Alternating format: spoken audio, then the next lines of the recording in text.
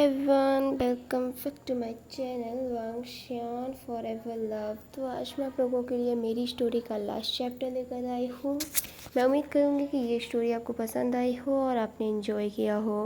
वाकई में आपको पसंद आई तो कमेंट ज़रूर से करना एंड मुझे ज़रूर बताना कि ये स्टोरी आपको कैसी लगी। एंड अगर आप स्टोरी पहली बार सुन रहे हैं तो प्लीज़ आप मेरे चैनल पे जाके इस स्टोरी को पूरा सुन लें ताकि आपको समझ आए और आपको इन्जॉय भी कर सकें। और अगर आप मेरे चैनल पे जा ही रहे हैं तो प्लीज़ मेरे चैनल को सब्सक्राइब कर लाइक एंड प्रेस कर देना। मैं ऐसी अमेजिंग और इंटरेस्टिंग सी वीडियो अक्सर ही लेकर आती हूँ, तो हम सब मिलकर फ़न करेंगे। तो अब हम अपनी स्टोरी की तरफ चलते हैं। जैसा कि हमने प्रीवियस पार्ट में देखा था, जॉन और ईवो जो गार्डन के बीच एक दूसरे को किस कर रहे थे और बारिश और ज़्यादा तेज़ होती जा रही थी। धीरे धीरे जॉन जो ईवो की नेक पे किस करने लगा था। ईवो जो बस जॉन को महसूस कर रहा था। बारिश की हल्की हल्की बूंदें जो ईवो के फेस पे गिर रही थीं और वो पूरी तरीके से जॉन में मदहोश हल्के हल्के इमोशंस कर रहा था। तभी जॉन जो ईवो को लैब में कैरी करता है और उसे गार्डन में ही ज़मीन पे लिटा देता है। उसके ऊपर आकर वो उसकी पूरी बॉडी पे अपने हैंड को मूव करने लगता है और ईवो जो बस जॉन को महसूस कर रहा था। बारिश की बूंदें जो उन दोनों को भिगो रही थीं। ईवो जॉन के फेस से होते हुए बारिश की बूंदें ईवो के फेस पे गिर रही थीं, जिस वजह से ईवो के लिप जो हल्के हल्के पिंक हो चुके थे। और जॉन जब ईवो को इस तरह देखता है तो वो पूरी तरीके से खुद से कंट्रोल खो देता है और उसके लिप पे हंग्रीली किस करने लगता है। वो कभी उसके अपर लिप तो कभी लोअर लिप को सक कर रहा था, वाइट कर रहा था। और बारिश का पानी जो उन दोनों के माउथ में इधर से उधर हो रहा था। वो दोनों जो एक दूसरे की टंग के साथ फाइट कर रहे थे, लेकिन तभी बिजली कड़कने की आवाज़ के साथ ही वो जो अपने होश में आता है और वो प्रेजेंट में देखता है तो कोई नहीं, बस चारों तरफ रात का फैला हुआ सन्नाटा था। ईवो जिसे अंदर से बहुत बुरा लग रहा था, लेकिन ये उसका डिसीज़न है, वो इस पर रिग्रेट फील नहीं कर सकता। वो अपनी विंडो बंद कर अपने रूम में जाने लगता है, लेकिन तभी उसकी नज़र अपने घर के बाहर खड़े हुए एक ब्लैक शैडो पे जाती है, जो बारिश की वजह से ज़्यादा कुछ क्लियर तो नहीं दिख रहा, लेकिन वो ये देख सकता है कि जो भी पर्सन खड़ा हुआ है वो पूरी तरीके से बस उसके घर की तरफ देखे जा रहा है। ये वो जो एक पुलिस ऑफिसर है तो उसके माइंड में हर वक्त इनसिक्योरिटी चलती ही रहती है। उसे लगा कि ये कोई क्रिमिनल होगा या फिर कोई क्रिमिनल से जुड़ा हुआ पर्सन। अक्सर ही वो ऐसे ख़तरनाक लोगों से मिलता रहता है, तो वो अपनी फैमिली के लिए टेंशन नहीं बन सकता। इसलिए वो अपने ड्रॉअर के पास जा अपनी गन बाहर निकालता है और धीरे से अपने घर से बाहर निकलता है। वो बारिश की बूंदें जो उसकी बॉडी पे गिर रही थीं, उसने अपने हाथ में गन ली हुई थी और वो काफ़ी सावधानी से उस शैडो की तरफ बढ़ रहा था। और अचानक से ईवो जो शैडो के पास जा उसके सर पर अपनी गन पॉइंट कर देता है। एंड जब वो पर्सन मुड़कर देखता है तो जॉन ईवो जिसके तो होश उड़ चुके थे, उसने अपनी गन नीचे कर ली थी। उसके फेस एंड एक्सप्रेशन चेंज हो चुके थे। उसके सामने खड़ा हुआ पर्सन कोई और नहीं, उसका लव वन जॉन है, जिसे वो देखना चाहता था और उससे दूर भी रहना चाहता है। उसने उसके साथ बहुत सी लाइफ के ड्रीम देखे हैं, लेकिन उसकी गलतियों की वजह से वो उसके साथ नहीं रह सकता। ईवो जो बोलता है, तुम्हारी हिम्मत कैसे हुई मेरे घर तक आने की। जॉन जो बोलता है, ईवो प्लीज़ मुझे माफ़ कर दो, मैं तुमसे माफ़ी मांगता हूँ। मैं एक चीज़ समझ चुका हूँ, मैं तुम्हारे बिना नहीं रह सकता।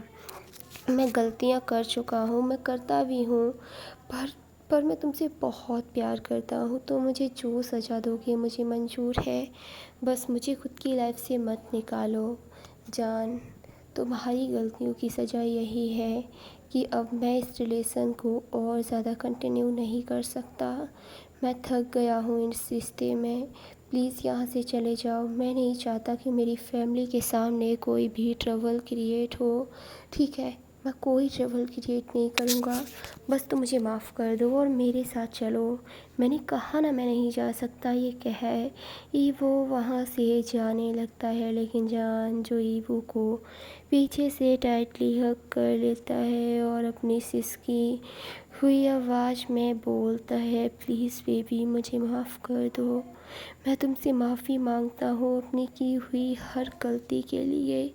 मैं पछताता हूँ उन सारी बातों को सोच कर, पर प्लीज़ मेरे पास वापस आ जाओ। ईवो जो जान की सिसकियों की आवाज़ अपने ईयर के पास महसूस कर सकता था, लेकिन वो अपनी फीलिंग्स को एक बार फिर से कंट्रोल कर लेता है और जान से खुद को छुड़ाते हुए बोलता है, दोबारा मुझे टच मत करना और तुम यहाँ से चले जाओ।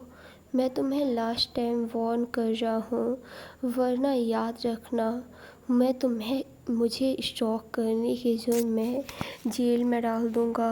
याद रखना इस बात को और चले जाओ यहाँ से। वो काफ़ी ज़ोरों से चिल्लाते हुए बोलता है। उन दोनों की आंखों से ही आंसू निकल रहे थे, लेकिन बारिश की बूंदें जो उन आंसुओं में मिल रही थीं, लेकिन वो दोनों ही एक दूसरे की आंखों को देख समझ सकते हैं कि दोनों ही रो रहे हैं। ईवो जो अपने घर के अंदर चला जाता है, जान जो बस वहीं खड़ा हुआ था। अब हम दूसरी तरफ ईवो के घर में देखते हैं। एक विंडो पे खड़े हुए लैंसी चैन अपने भाई को किसी से बहस करते हुए देख रहे थे। उन्हें उस पर्सन का फेस क्लियरली नहीं दिख रहा। वो देखते हैं कि उनका भाई जो घर के अंदर जा चुका है, लेकिन वो पर्सन अभी भी बारिश में भीगता हुआ वहीं खड़ा हुआ है।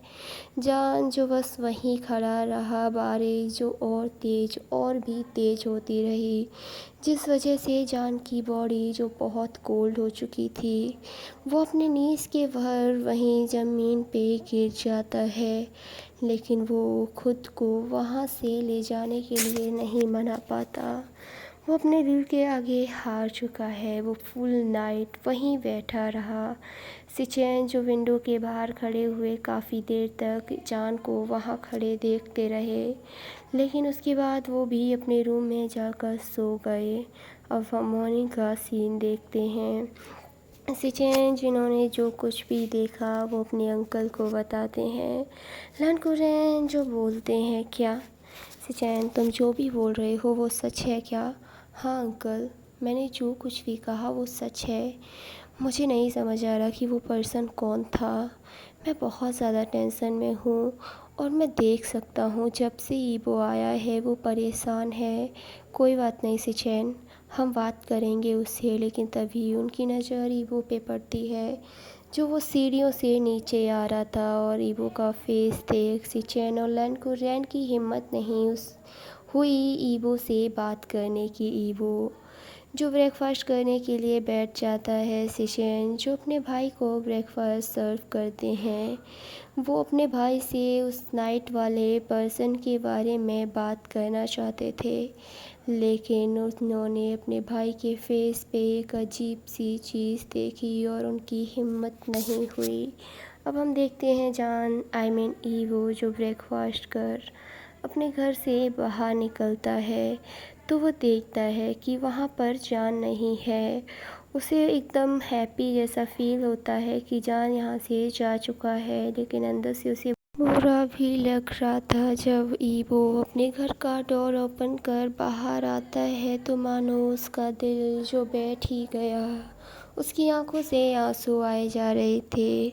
जान जो ईवो के घर की वॉल के पास में अनकॉन्शियस पड़ा हुआ था, और ईवो जब जान को ऐसे देखता है तो वो वर्रिड हो चुका था। उसे समझ नहीं आ रहा था वो क्या करे। वो फ़ौरन जान के पास जाता है और वो उसे जाकर चेक करता है, तो जान की बॉडी जो काफ़ी ज़्यादा हॉट थी, ऐसा लगता है जैसे रात भर भीगने की वजह से उसे फ़ीवर आ चुका है। ईवो जो बस रोए जा रहा था, उसे समझ ही नहीं आ रहा था। वो जान को अपनी लैब में कैरी कर अपने घर के अंदर लेकर आता है। जब से चैन और लैन कुरैन की नज़र अपने ब्रदर पे पड़ती है तो वो देखते हैं कि ईवो के हाथ में एक पर्सन है जो अनकॉन्शियस पड़ा हुआ है। सिचैन जल्दी से डॉक्टर को कॉल करते हैं। लगभग 30 मिनट में डॉक्टर वहाँ आ चुका था। जब तक डॉक्टर नहीं आया, ईवो जो जान के हेड को अपनी लैब में रखे हुए बैठे था और बस वो रोए जा रहा था और बार बार बोल रहा था, सारी मेरी गलती है। इतनी बड़ी भी बात नहीं थी जो मैंने तुम्हें रात भर वहाँ छोड़ दिया, पर तुम स्टूपिड हो क्या जो पूरी रात बारिश में भीगते रहे। तुम्हें पता नहीं है कि तुम बीमार हो जाते हो। तुम खुद का ख्याल क्यों नहीं रख सकते। जो अनकॉन्शियस था लेकिन वो अपने प्यार की सिसकियाँ सुन सकता था और ईवो की सिसकियों से उसकी हार्ट बीट जो फास्ट हो रही थी। डॉक्टर जो जान को चेक करता है और मेडिसिन देकर बोलता है कि आपको इनका स्पेशल ध्यान रखना होगा। ये फुल नाइट बारिश में भीगते रहे हैं, इसलिए इनका फ़ीवर बहुत ज़्यादा हाई हो चुका है। मैंने इन्हें मेडिसिन और इंजेक्शन दे दिया है, ये थोड़ी देर में होश में आ जाएंगे। डॉक्टर वहाँ से चला जाता है। सिचेन जो एक्स्ट्रा मेडिसिन थे उसे लेने के लिए बाहर चले जाते हैं। लैन को रेंज बोलते हैं, ईवो तुम इसका ख्याल रखो, मुझे कॉलेज के लिए जाना है, मैं लेट हो रहा हूँ। सिचेन और लैन कुरेन जो घर से बाहर जा चुके थे। लगभग 20 मिनट्स बाद धीरे धीरे जान की आइज़ ओपन होती हैं तो वो देखता है कि वो ईवो की लैब में लेटा हुआ है और ईवो जो अपनी आइज़ क्लोज किए हुए काउच पे ही बैठा है। जान जो धीरे से उठता है और ईवो की तरफ देखता है तो ईवो की आइज़ भले ही क्लोज थी लेकिन उसके टीयर ज़रूर आ रहे थे। जान जो धीरे से उसके टीयर अपने थंब से वाइप करता है। ईवो की अचानक टच होने की वजह से आइज़ ओपन होती हैं और वो जान को देख हैप्पी हो गया था। उसने टाइटली उसे हग कर लिया और वो उसके फेस पे किस करने लगता है। थोड़ी देर में ईवो ने जान को डांटना शुरू कर दिया था, तुम स्टूपिड हो क्या? तुम्हारे अंदर दिमाग है या नहीं है? तुम पूरी रात कैसे भीग सकते हो? तुम्हें खुद की परवाह करनी आती है भी या नहीं? तुम्हें अच्छे से पता है कि तुम थोड़े से भी भीग जाओ तुम बीमार हो जाते हो, लेकिन नहीं, तुम्हें कभी भी खुद का ख्याल नहीं रखना पड़ता। तुम हमेशा एक बीवी की तरह बिहेव क्यों करते हो? तुम बड़े हो चुके हो मिस्टर साउजान, थोड़ा तो दिमाग यूज़ कर लिया करो। जान जो इतने टाइम बाद अपने प्यार की आवाज़ सुनता है, वो उसका गुस्सा उसका प्यार देख सकता था। ये वाला ईवो उसने बहुत टाइम से मिस किया था। ईवो जो जान को बस डांटे जा रहा था। जान अचानक से ईवो के लिप पे किस कर लेता है और ईवो जो सटाप हो चुका था एकदम चुप। ईवो जो अपनी बड़ी बड़ी आइज़ से जान की तरफ देखता है। जान जो ईवो के फेस पे अपने हाथ को रखते हुए बोलता है, हनी डोंट वरी, मैं ठीक हूँ ना, तुम्हें इतनी ज़्यादा टेंशन करने की ज़रूरत नहीं है। कैसे टेंशन ना करूँ मैं तुम्हारी? तुम अपनी हालत देख रहे हो, अभी भी फ़ीवर कम नहीं हुआ है तुम्हारा। I am sorry, okay, I am really really sorry. मैं प्रॉमिस करता हूँ कि मैं दोबारा ऐसा नहीं करूँगा। क्या तुमने मुझे माफ़ कर दिया? जब भी वो ये सुनता है तो उसका फेस जो अचानक से चेंज हो जाता है। वो जान की तरफ देखता नहीं है, अपनी बैग कर लेता है। जान जो टाइटली उसे उसकी बैग से हक कर लेता है। उसने अपने फेस को ईवो की नेक में कवर किया हुआ था और वो धीरे धीरे बोलता है, प्लीज़ मुझे माफ़ कर दो।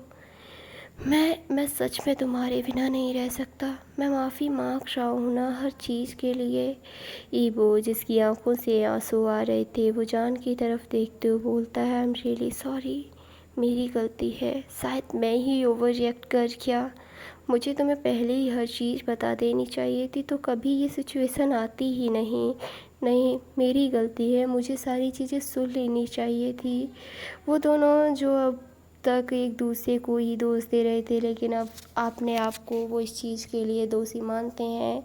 सिचेन जो दूर खड़े हुए अपने भाई को और उस पर्सन को इस तरह बातें करते हुए देखकर उनके फेस पे स्माइल आ जाती है। वो धीरे से खांसते हुए बोलते हैं, अगर तुम लोगों का हो गया हो तो मैं अंदर आ जाऊँ। गगा आप कब आए? जब तुम दोनों झगड़ा कर रहे थे। ओ गगा आप भी ना, आप अंदर आ जाए, वैसे भी तो आप अंदर आ ही चुके हैं। हाँ ठीक है ईबो, ये लो मेडिसन, तुम इसे दे देना। गगा तुम इसके बारे में जानना नहीं चाहोगे? ईबो तुम्हारे जाने के बाद मैंने तुम्हारा रूम ओपन किया था। क्या? आपने मेरा रूम ओपन किया?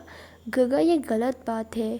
किसी की पर्सनल चीज़ों को उसके जाने के बाद देखना ये बहुत गलत बात है।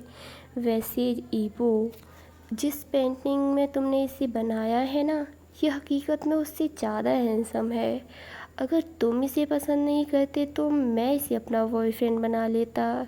जब जान ईबो ये सुनता है तो वो फ़ौरन ईबो जो जान के सामने आ जाता है और उसे अपनी बैग के पीछे कवर कर लेता है और वो अपने गगा की तरफ अपनी टेढ़ी आइज़ करते हुए बोलता है, गगा मैं इसे प्यार ही नहीं करता, ये मेरा बॉयफ्रेंड भी है और बहुत जल्द मेरी फ्यूचर वाइफ बनने वाला है।